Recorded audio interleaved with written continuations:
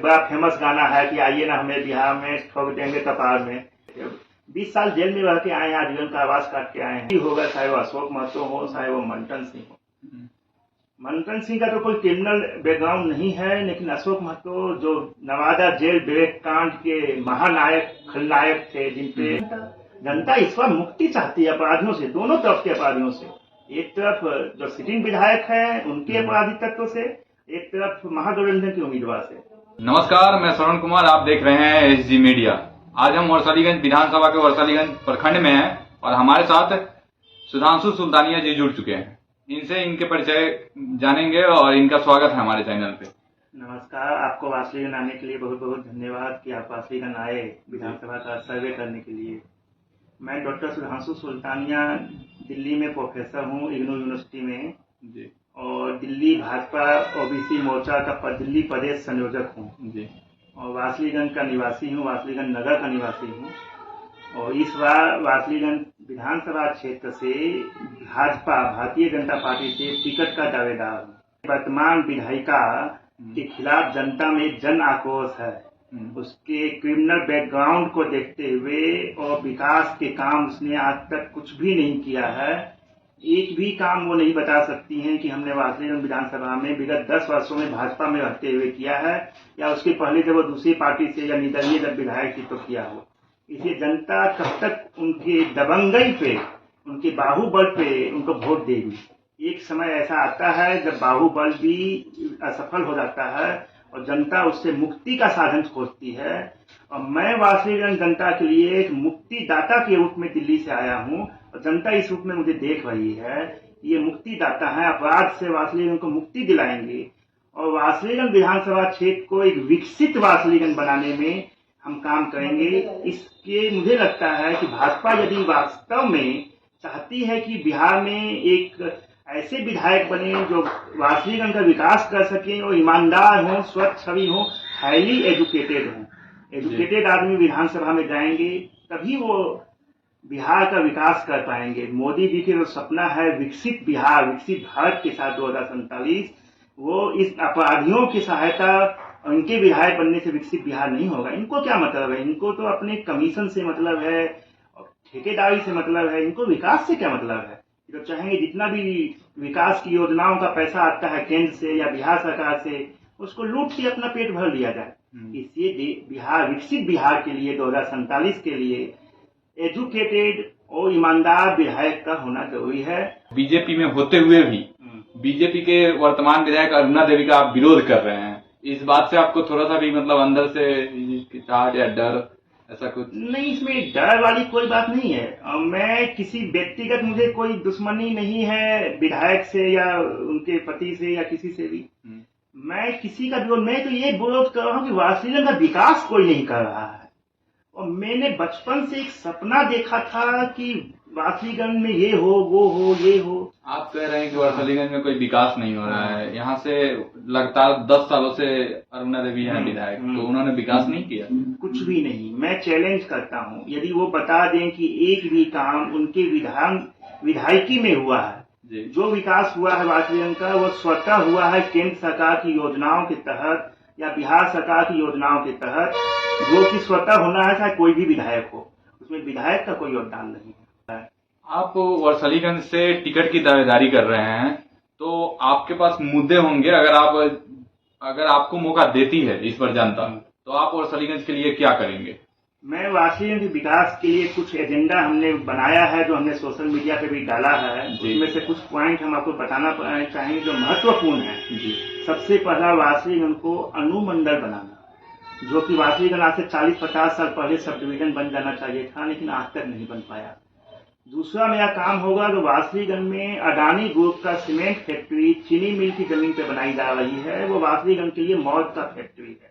यहाँ के जो किसान हैं उनकी मांग है कि एग्रीकल्चर बेस्ड, कृषि आधारित कोई उद्योग, इंडस्ट्री लगनी चाहिए वासलीगंज में, न कि सीमेंट फैक्ट्री। तो मैं ये कोशिश करूंगा कि सीमेंट फैक्ट्री को काम को बंद करवाकर इसकी जगह पर कोई कृषि आधारित उद्योग, जैसे FMCG उद्योग हो सकता है, या चीनी मिल को ही पुनः स्थापित किया जा सकता है, या फिर इथेनॉल, जो आजकल केंद्र सरकार पेट्रोल में इथेनॉल मिलाती है, हम इथेनॉल की यहाँ फैक्ट्री लगवा सकते हैं। ऐसे जिससे किसानों को डायरेक्ट फायदा हो। फैक्ट्री से यहाँ के लोगों को रोजगार मिलेगा। यदि एक भी व्यक्ति को सीमेंट फैक्ट्री से रोजगार मिला हो, 1 साल से काम चालू हो, तो वो हमें उस व्यक्ति का नाम बता दें। जो भी रोजगार मिलेगा वो बाहर से इंजीनियर आएंगे, जो स्किल्ड वर्कर हैं वो बाहर से आएंगे। वो वासलीगंज का कोई स्किल्ड वर्कर उसमें नहीं होगा, इसी एक भी रोजगार वासलीगंज को नहीं मिलने वाला। ये सब सिर्फ बेवकूफ बनाने का एक साधन है। शायद उनकी पैकेट गर्म हो गई होगी ऊपर से। पहले वो भी विरोध किए थे चीनी मिल सीमेंट फैक्ट्री का, लेकिन बाद में वो इसके समर्थन में आ गए। इसके पीछे कुछ न कुछ तो कारण है। तो पहले वो उन्होंने विरोध किया था, वो भी नहीं चाहते थे सीमेंट फैक्ट्री बने, लेकिन बाद में वो उद्घाटन करवाने के लिए नीतीश कुमार के साथ आए, फीता काटे, चुपचाप उद्घाटन किया गया। जनता की एंट्री नहीं थी उद्घाटन समारोह में। ऐसा कौन सा उद्घाटन जिसमें जनता ही नहीं इंटर कर सकती है। बिहार में वर्सलीगंज के अलावा ऐसी सैकड़ों ऐसे चीनी मिल हैं जो बंद पड़ी हुई है। बंद है। हाल ही में मोदी जी मोतिहारी आए भी थे, तो उन्होंने कहा कि मोतिहारी को मुंबई बनाएंगे और पटना को पुणे और गया जी को गुरुग्राम। वर्सलीगंज को आप कैसे देखना चाहते हैं, और आपको अगर जनता मौका देती है तो आप क्या बनाएंगे? यदि मुझे जनता मौका देती है तो हम वासलीगंज को एक विकसित वासलीगंज बनाएंगे, जिसपे जनता शान से कर सकती है ये विधानसभा क्षेत्र हमारा है। और जनता की जितनी भी जन शिकायत है जो आज से 30 साल 35 साल से उनकी पूरी नहीं हो पाई, जैसे एक हॉस्पिटल की जरूरत वासलीगंज में है। आज भी यहाँ पे कोई हॉस्पिटल नहीं है, प्राइमरी हेल्थ सेंटर है। थोड़ा सा चोट भी लगती है तो उनको नवादा ट्रांसफर करते हैं, पटना ट्रांसफर करते हैं। तो एक वासलीगंज में हम ऐसी सुपर स्पेशलिटी हॉस्पिटल बनवाएंगे जिसमें आईसीयू की भी सर्विस हो, ऑक्सीजन की सर्विस हो, MRI अल्ट्रासाउंड हर कुछ हो। ये हॉस्पिटल बनाने का मेरा सपना है वासलीगंज में, जिसको हम पूरा करेंगे। विपक्ष के जो जनता है उनका कहना है कि प्रदीप महतो और अखिलेश सिंह दोनों मिले हुए थे। इस बात पे आप, इसमें कितनी सच्चाई है और इस बात पे आप क्या कहना चाहेंगे? क्षेत्र में ऐसी अफवाहें हैं कि विगत के लोकसभा विधानसभा चुनाव में अशोक महतो ने पैसा लेके अरुणा देवी से यादव का वोट कन्वर्ट करवाया था बीजेपी की तरफ। अशोक महतो नहीं, प्रदीप महतो अशोक महतो दोनों एक ही हैं। हाँ। वो तो चाचा भतीजा है। चाचा भतीजा है, नाम का अंतर है सिर्फ। चर्चा है तो कहीं ना कहीं हकीकत भी होगा। हाँ। क्योंकि अगर जिस चीज की अफवाहें उठी है, हाँ। तो कहीं ना कहीं वो सच भी होगा। हाँ, दर्शन शास्त्र में कहा जाता है कि कहीं धुआं है, मतलब वहाँ पे आग जरूर हुई होगी तभी धुआं है। हाँ। इसके बाद मैं आपको एक और नॉलेज देता हूँ। यहाँ का एकमात्र शमशान घाट है, जिसके विषय में कल ही मुझे यहाँ के वार्ड मेंबर्स ने फोन करके फोटोग्राफ वगैरह भेजी है। वो कहते हैं कि ये शमशान घाट पे असामाजिक तत्वों का कब्जा हो गया है। वो अपनी दुकानें खोल दिए हैं, बना लिए हैं, गुमटी वगैरह लगा दिए हैं। एक शमशान घाट जो एक विधानसभा का एकमात्र शमशान घाट है वासलीगंज का, उसको तो कोई बाउंड्री वाल नहीं करवा पाए ये लोग। अंतिम संस्कार तक हिंदुओं का दुभर हो गया है। क्या बोलेंगे आप? जैसे हम कंटिन्यू एक डंपिंग साइट था वासलीगंज माल गोदाम के पास, वो शहर की गंदगी वहां फेंकी जा रही थी, नगर पालिका के द्वारा। और डंपिंग साइट हमने 2 महीने पहले बंद करवाया है और उसके लिए नया डंपिंग साइट बनवाया है मोसमा गांव में। तो हमने वासलीगंज के विकास के लिए कंटिन्यू निरंतर में प्रयास कर रहा हूँ, जबकि मेरे पास कोई जनप्रतिनिधि नहीं हूँ, कोई सत्ता नहीं है मेरे पास। मतलब यहाँ के विधायक होते हुए भी नहीं करवा रही है। हाँ। जो आप काम करवा रहे हैं, जो हम दिल्ली से बैठे हुए अपनी कलम के बल पे करवा रहे हैं। तो जो बाकी हमारे कॉम्पिटिटर, जिसको आप कह सकते हैं महागठबंधन का जो उम्मीदवार जो भी होगा, चाहे वो अशोक महतो हो, चाहे वो मंटन सिंह हो। मंटन सिंह का तो कोई क्रिमिनल बैकग्राउंड नहीं है, लेकिन अशोक महतो जो नवादा जेल ब्रेक कांड के महानायक खलनायक थे, जिनपे वेब सीरीज भी बन चुकी है, आइए ना हमारा बिहार में बिहार, जिसमें बड़ा फेमस गाना है कि आइए ना हमें बिहार में ठोक देंगे कपार में। तो उसमें इमेज के वो व्यक्ति हैं जिनको कोई दुनिया में जानते हैं कि नवादा जेल तोड़ के भाग गए थे, 20 साल जेल में रह के आए हैं, आजीवन का आवास काट के आए हैं। तो उस तरह के लोगों को जनता कभी सपोर्ट नहीं करेगी। जनता इस बार मुक्ति चाहती है अपराधियों से, दोनों तरफ के अपराधियों से। एक तरफ जो सिटिंग विधायक हैं उनके अपराधी तत्व से, एक तरफ महागठबंधन के उम्मीदवार से। आज के युवा को आप क्या संदेश देना चाहेंगे? हम आज के युवा को यह संदेश देना चाहेंगे कि स्वच्छ राजनीति के लिए आप पढ़े लिखे युवा वर्ग सामने आइए। सामने में कोई धन बल, बाहुबल और दबंगई से डरने की जरूरत नहीं है।